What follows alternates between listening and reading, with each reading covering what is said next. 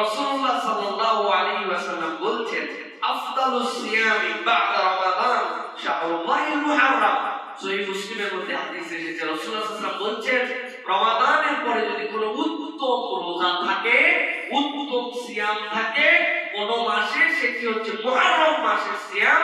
আর জেনে রাখো, মুহররমটা হচ্ছে শাহরুল্লাহ, আল্লাহর মাস। এখন একটা প্রশ্ন আমাদের, সব মাসই তো আল্লাহর মাস, মুহররম কেমন করে আল্লাহর মাস হলো? তার মানে বাকিগুলো কি আল্লাহর মাস না? প্রিয় ভাইরা, এই কথাটি হাদিসের আলোকে এবং যুক্তির আলোকে বুঝতে হবে। দেখেন, প্রত্যেকটা মসজিদই আল্লাহর ঘর, কিন্তু প্রত্যেকটা মসজিদকে বাইতুল্লাহ বলা হয় না। বাইতুল্লাহ নামে আলাদা একটা ঘর আছে, আছে কি না?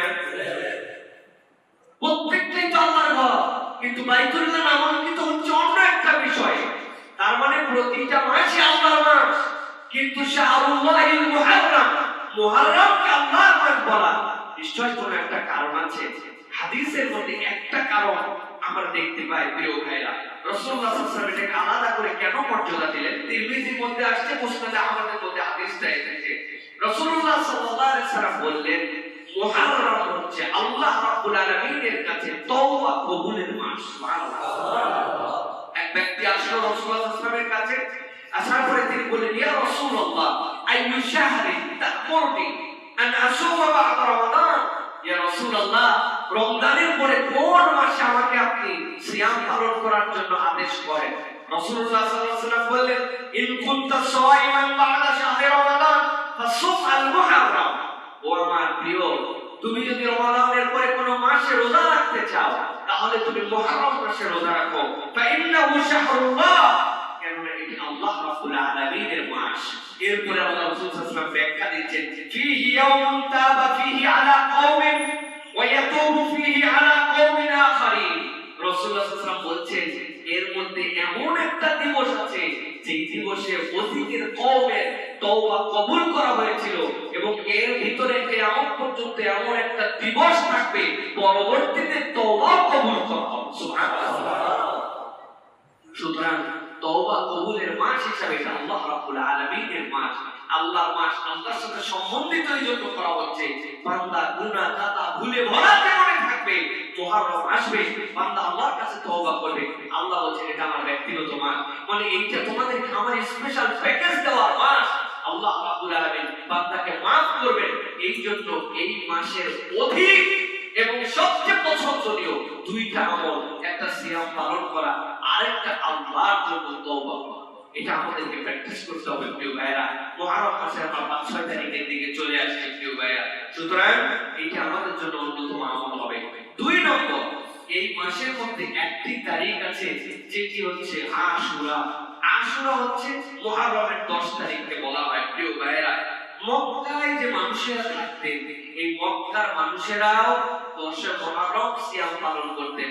রাসূল সাল্লাল্লাহু আলাইহি ওয়াসাল্লাম নবুয়তের আগে যতদিন মক্কায় ছিলেন, রাসূলুল্লাহ সাল্লাল্লাহু আলাইহি ওয়াসাল্লাম তার জিন্দেগিতে 10 মুহররম সিয়াম পালন করেছেন। কাফের মুশরিকরাও করত, রাসূলুল্লাহ সাল্লাল্লাহু আলাইহি ওয়াসাল্লাম এই দিন পালন করতেন।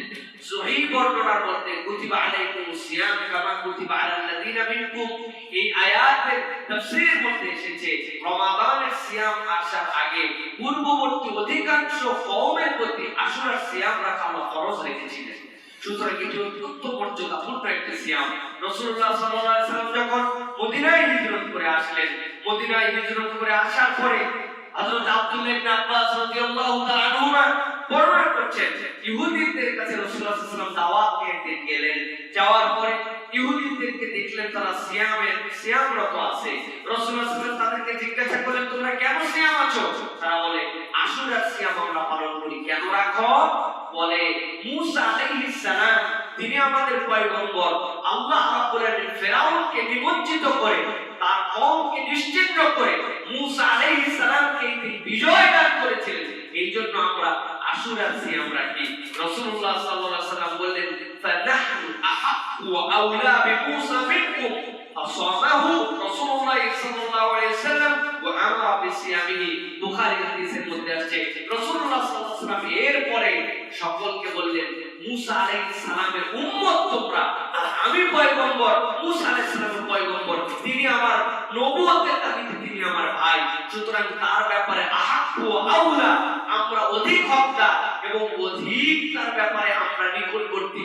এই হিসাবে রাসূলুল্লাহ সাল্লাল্লাহু আলাইহি ওয়াসাল্লাম আশুরার রোজা রাখলেন, সাহাবায়ে কেরামকে রোজা রাখার নির্দেশ দিলেন। সুতরাং প্রিয় ভাইরা, আমাদের যাদের সাথে কুলায়, আমাদের জন্য আশুরার রোজা রাখা অত্যন্ত দামি এবং গুরুত্বপূর্ণ সিয়াম। এটা রাসূলুল্লাহ সাল্লাল্লাহু আলাইহি ওয়াসাল্লাম আশুরার রোজার ফজিলত বর্ণনা করেছেন। রাসূল বলেছেন, সিয়ামু ইয়াউমু আশুরাই আহতাসিবু আলাল্লাহি আন ইউকাফিরা সানাতা আল্লাতী ক্বাবলা। কেউ যদি আশুরার রোজা আল্লাহর জন্য রাখে, আমি আল্লাহর কাছে আশা করি পূর্ববর্তী 1 বছরের যাবতীয় সগীরা গুনাহ আল্লাহ তাআলা মাফ করে দিবেন। সুতরাং রাসূলুল্লাহ সাল্লাল্লাহু আলাইহি ওয়াসাল্লাম আশুরার রোজা রেখেছেন, রাখতে উৎসাহ দিয়েছেন। সুতরাং আমরা চেষ্টা করব আশুরার রোজা এই মর্যাদা বুঝে আমরা যেন এই রোজাটা রাখতে পারি। এটা রাসূলুল্লাহ সাল্লাল্লাহু আলাইহি ওয়াসাল্লামের একটি প্রিয় সুন্নাহ, একটি রাসূলুল্লাহ সাল্লাল্লাহু আলাইহি ওয়াসাল্লাম এবং সাহাবায়ে কেরামের আমল। আল্লাহ রাব্বুল আলামিন আমাদেরকে করার তৌফিক দান করুন। আল্লাহুম্মা আমিন।